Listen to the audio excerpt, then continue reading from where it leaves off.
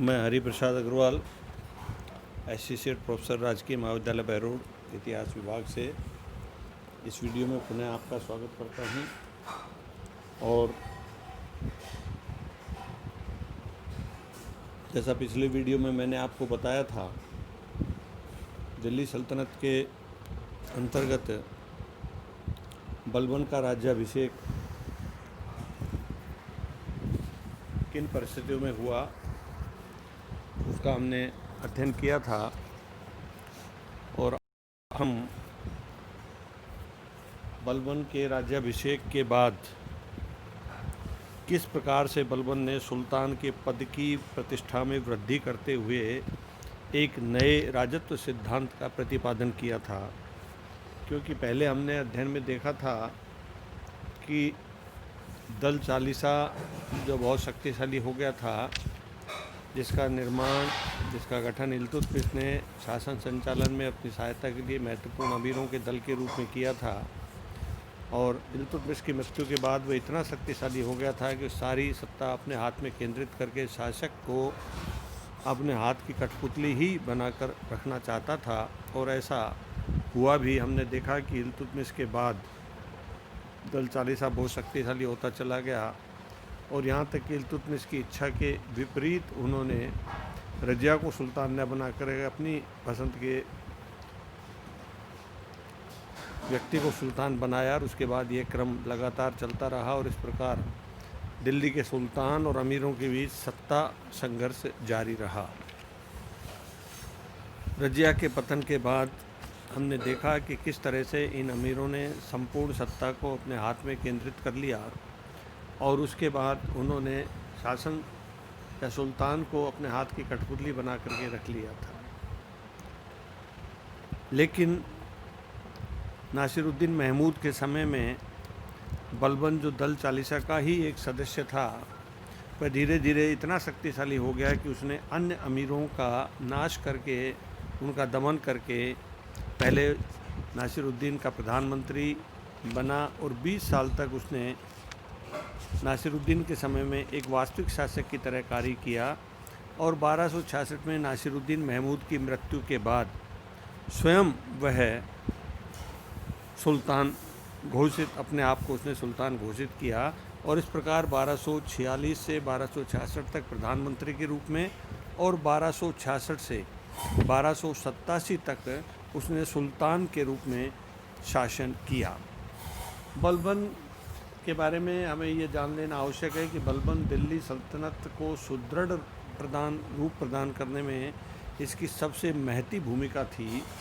और वो इस रूप में और भी अर्थपूर्ण और महत्वपूर्ण हो जाती है कि जब सुल्तान और अमीरों के बीच सत्ता का संघर्ष चल रहा था और संपूर्ण साम्राज्य में अव्यवस्था और अराजकता की स्थिति उत्पन्न हो गई थी, ऐसे समय में बलबन ने सत्ता को अपने हाथ में केंद्रित करते हुए दल चालीसा को समाप्त करके उसने संपूर्ण सत्ता अपने हाथ में ली और कुछ इस प्रकार के कार्य किए कि दिल्ली सल्तनत को एक सुदृढ़ रूप प्रदान हुआ और दिल्ली सल्तनत एक वास्तविक सत्ता के रूप में स्थापित हुई।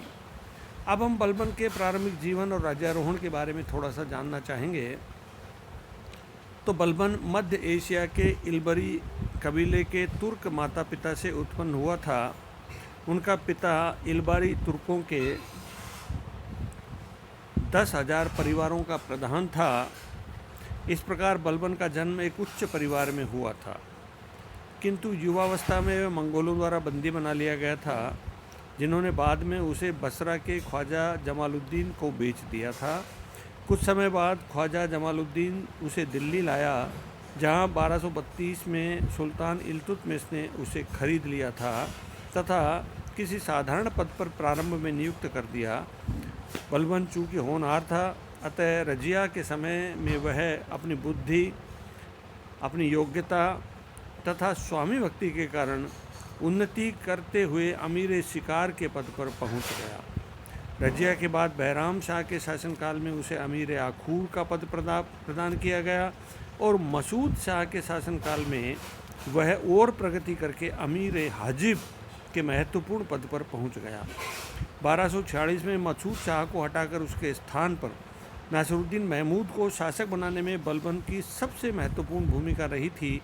अतः नासिरुद्दीन महमूद के सुल्तान बनने पर वह उसका मुख्य परामर्शदाता और नाइब ए ममालिकात नियुक्त हुआ और 1266 में नासिरुद्दीन महमूद की मृत्यु तक वह इसी पद पर रहा। नासिरुद्दीन महमूद के शासनकाल में राज्य की संपूर्ण शक्ति बलबन के हाथ में ही केंद्रित रही, क्योंकि सुल्तान एक संत प्रवृत्ति का व्यक्ति था तथा राज्य कार्य में उसकी कोई रुचि नहीं थी। नासिरुद्दीन महमूद के कोई पुत्र नहीं था, अतः 1266 में उसकी मृत्यु के बाद बलबन ही राज सत्ता पर जिसका पहले से ही राज सत्ता पर अधिकार था, सुल्तान के पद पर आसीन हो गया और इस प्रकार बलबन एक 40 गुलामों के दल का सदस्य होते हुए धीरे धीरे प्रगति करता हुआ अब सुल्तान बन गया था।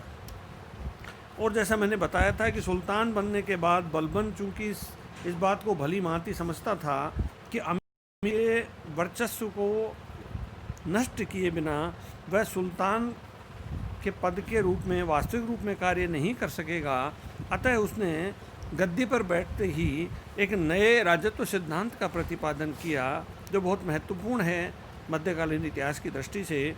उसने सुल्तान के पद की प्रतिष्ठा में वृद्धि करते हुए इस राजत्व सिद्धांत का प्रतिपादन किया। अब हम इसका संक्षेप में अध्ययन करेंगे और देखेंगे कि उसने अपने राजत्व सिद्धांत में कौन कौन सी चीज़ों को अंगीकार किया। सिंहासन पर बैठने के बाद बलबन के सामने प्रथम और मुख्य काम सुल्तान के पद की प्रतिष्ठा और शक्ति को पुनः स्थापित करना था। जियाउद्दीन बर्नी लिखता है कि सुल्तान नासिरुद्दीन महमूद के शासन के अंतिम दिनों में सुल्तान की प्रतिष्ठा पूर्ण रूप से नष्ट हो चुकी थी। जनता के हृदय में ना उसका भय था और ना उसके प्रति श्रद्धा का भाव था। सुल्तान का भय जो सुशासन का आधार और राज्य के यश तथा वैभव का स्रोत होता है, लोगों के हृदय से वह जाता रहा था और देश दुर्दशा का शिकार था। बलबन ने इस दुर्दशा का अंत तथा सुल्तान की शक्ति और प्रतिष्ठा में वृद्धि करने का निश्चय किया, जिससे जनता के हृदय में उसका आतंक कायम हो सके। बलबन जानता था कि सिंहासन पर उसका पैतृक अधिकार नहीं है, इसलिए फिरदौसी के शाहनामा में उल्लेखित पौराणिक तुर्की योद्धा अफरेसियाब का अपने आप को वंशज बताकर उसने अपने निजी गौरव में वृद्धि करने का प्रयास किया। यह बलबन का सबसे पहला कार्य था।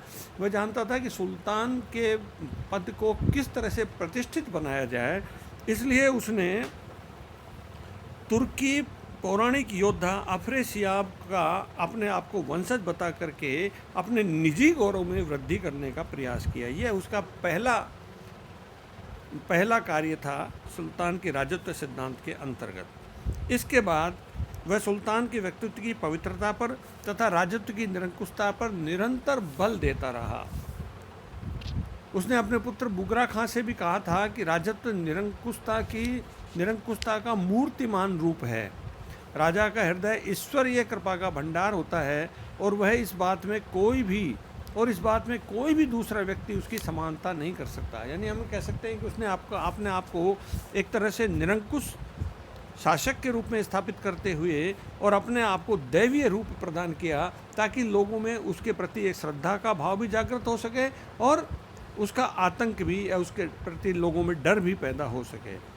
एक दूसरे अवसर पर उसने कहा था कि राजा का अति मानवीय भय और स्थिति ही लोगों की आज्ञाकारिता को सुनिश्चित बना सकती है।